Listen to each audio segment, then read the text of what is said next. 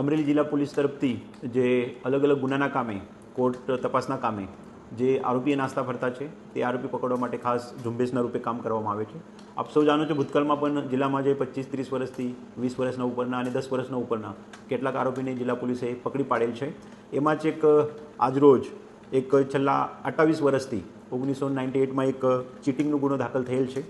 એના જે મુખ્ય આરોપી હતા આરોપી કિશોરભાઈ દેવજીભાઈ મહેતા, મૂળ રહે મોરબી, જે તે વખતે એ પોતે સાવરકુંડલા બેંકમાં બેંક મેનેજર તરીકે કામ કરતા હતા અને ત્યારબાદ બેંકમાંથી 90માં નીકળ્યા પછી 98માં એ વ્યક્તિએ બેંકમાંથી જે ભોગ બનનાર ફરિયાદી અશ્વિનકુમાર દવે છે એમનું નામનું ચેક લઈને 98માં એક બેંકમાં એને ચેક ઉપરથી પૈસા ઉપાડેલા હતા અને એ જે પૈસા ઉપાડેલા હતા એ પોતાની વાઈફ મીનાક્ષીબેનના નામે ઉપાડેલા હતા. તો જે તે વખતે 98માં એમ કેસ એટલે કોર્ટના હુકમ ઉપરથી એક ચીટિંગની ફરિયાદ સાવરકુંડલા ટાઉન પોલીસ સ્ટેશનમાં દાખલ થયેલ હતી અને તે કામના એ બંને આરોપી છેલ્લા 28 વર્ષથી નાસ્તા ફરતા હતા. જિલ્લા પોલીસની અલગ અલગ ટીમો, મુખ્યત્વે પેરોલ ફરલોની ટીમે આમાં અલગ અલગ દિશાએ મહેનત કરી, તપાસ કરી. આ કામના જે તે વખતના લાગતા વળગતા તપાસના કાગળો હતા એ કાગળોના અભ્યાસ કરીને આ કામના એક આરોપી, જે મુખ્ય આરોપી કિશોરભાઈ મહેતા છે, એને પકડવામાં આજે સફળતા મળેલ છે.